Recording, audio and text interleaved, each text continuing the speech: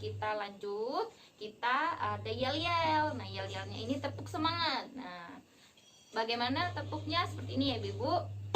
Tepuk semangat. Semangat, semangat. Yeay. Nah, kita ulangi ya. Tepuk semangat. Semangat, semangat. Yeay. Alhamdulillah. Nah, baiklah Ibu, kita lanjutkan ke langkah berikutnya ya. Nah, jadi tidak semua pengeluaran itu harus selalu dipenuhi ya Ibu-Ibu. Terlebih jika pendapatan kita itu terbatas. Nah, kalau pendapatan kita terbatas, kita sebaiknya berhemat ya Ibu-Ibu. Nah, ibu-ibu sekalian, kira-kira tahu tidak perbedaan antara kebutuhan dan keinginan? Iya. Nah, kalau misalnya kita lihat di brosur ya ibu-ibu. Nah, ini saya ada brosur. Nah, yang di halaman 7 ini, di sini kelihatan ya apa perbedaan kebutuhan dan keinginan. Nah, kalau kebutuhan itu sifatnya itu harus segera dipenuhi ibu-ibu. Nah, selain kenapa harus segera dipenuhi? Itu karena kebutuhan kalau tidak dipenuhi itu akan mengganggu keberlangsungan hidup. Sedangkan kalau keinginan itu sifatnya tidak mengganggu keberlangsungan hidup sehingga bisa ditunda atau dibatalkan. Nah, itu sifatnya ya.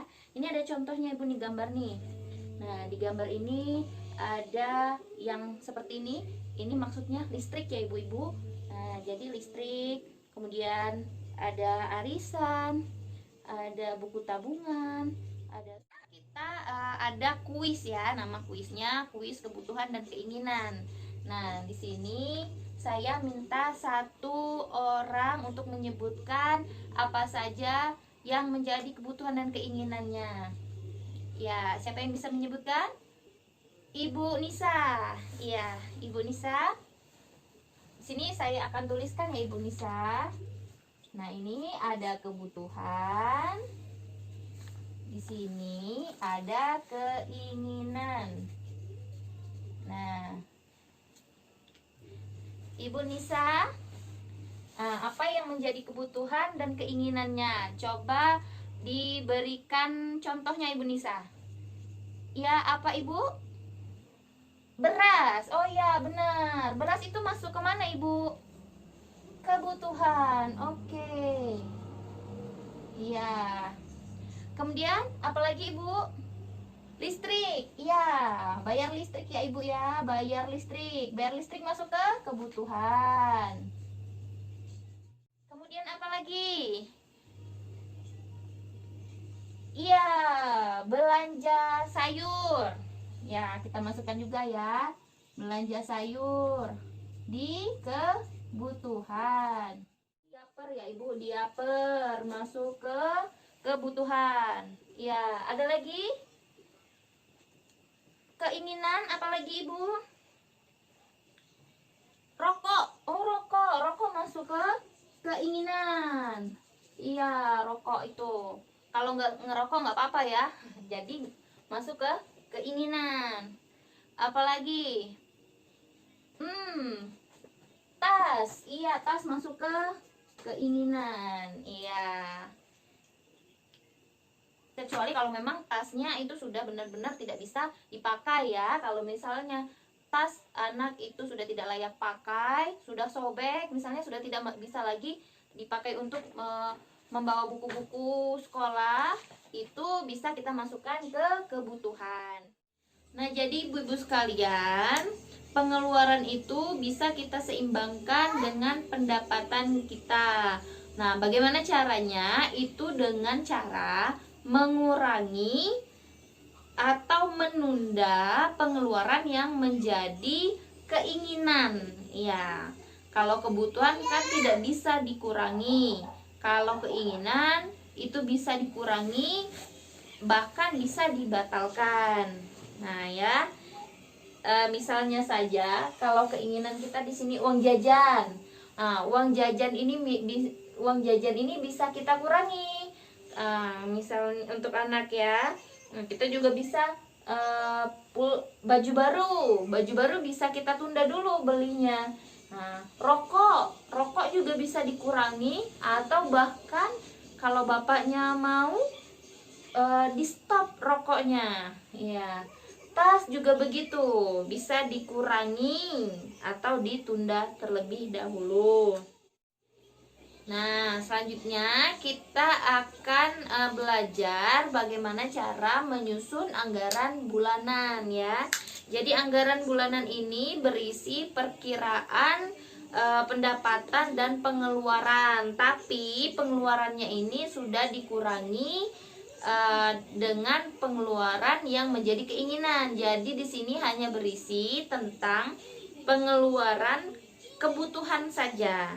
Nah, karena yang merupakan keinginan itu tadi sudah ditunda atau dikurangi, ya, ibu-ibu. Nah, kita lihat di flip chart ini, bu-ibu ya. Nah, lihat ke depan ya, ibu. Nah, ini ada contoh anggaran bulanan keluarga. Keluarganya siapa? Keluarganya Ibu Lili dan Pak Rusli. Nah, ini bulan Februari pendapatannya dari upah Ibu Lili ada 180.000. Upah Pak Rusli itu ada 480.000. Jadi total pendapatan Ibu Lili dan Pak Rusli ini 660.000 di bulan Februari. Nah, kemudian di sini ada juga pengeluarannya. Ini yang sudah ada isinya, ini kebutuhan seperti tabungan Dewi, susu Ita 20.000, kemudian kebutuhan memasak 450.000, listrik 20.000, perlengkapan mandi dan cuci 25.000, bayar hutang 40.000, arisan kelompok tani 20.000, arisan PKK 10.000. Nah, ini yang sudah berisi ini itu yang sudah ada angkanya ini itu termasuk kebutuhan. Nah, sedangkan yang kosong-kosong ini itu termasuk keinginan ya ibu-ibu. Bantu Ibu Lili ini ya untuk mengisi kira-kira keinginannya ini berapa jumlahnya ya. Nah, misalnya jajannya Dewi. Jajannya Dewi kita tulis saja 1.000 ya.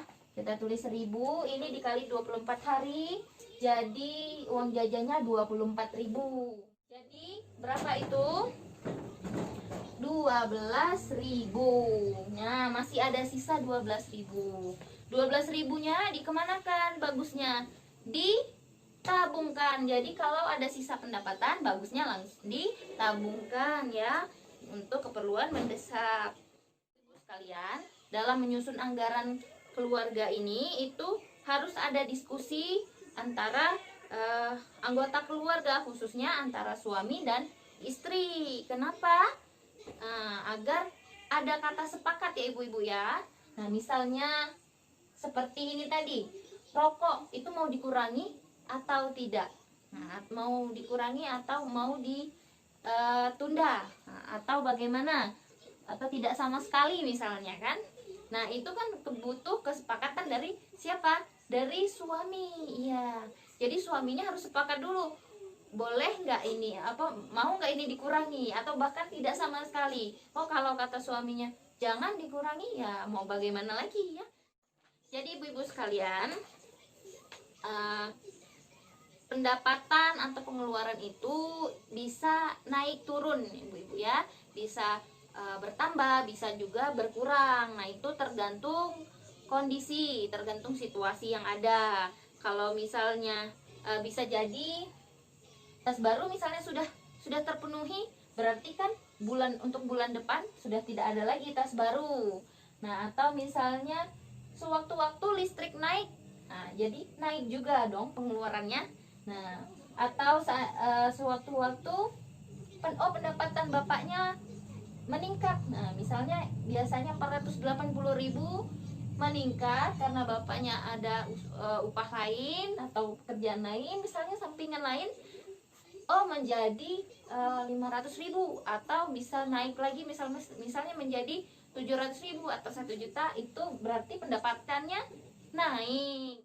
Nah, begitu juga kalau ibu-ibu sekalian itu misalnya Ibu Lili ini ternyata menerima PKH. Nah, PKH ini bisa kita masukkan ke pendapatan. Ya, jadi Ibu Lili mendapatkan pendapatan dari PKH, dari program keluarga harapan. Nah, misalnya Ibu Lili anaknya Dewi ini SD, SMP misalnya, terus si Agus ini SD, iya 375 ditambah 225 jadi dapat 600.000, ditambahkanlah di sini 600.000. Oh, berarti pendapatan Ibu Lili 1.200.000 untuk bulan itu saja. Jadi anggaran bulanan itu perlu disesuaikan setiap bulannya, tergantung pendapatan, besar kecil pendapatan dan juga pengeluaran. Tapi seandainya Ibu Lili ini juga menerima PKH, berarti keperluan sekolah anak juga ditambahkan. Nah, tas baru Agus itu bisa masukkan, bisa ditambahkan ke pengeluaran, karena PKH ini fungsinya untuk membantu anak yang sekolah ya. Kalau ibu-ibunya itu ada anak yang bersekolah, jadi bisa di beli tas baru Agus, itu uang jajan Dewi, uang jajan Agus. Nah, itu bisa dijadikan pengeluaran tetap. Nah, pengeluaran tetap setiap bulannya. Ya, tapi tetap saja disesuaikan ya dengan kebutuhan yang ada, dengan pendapatan yang ada. Ya. Kira-kira mengerti Bu Ibu sekalian sampai di sini? Ya, alhamdulillah. Nah, kita lanjutkan ke langkah selanjutnya ya Ibu-ibu.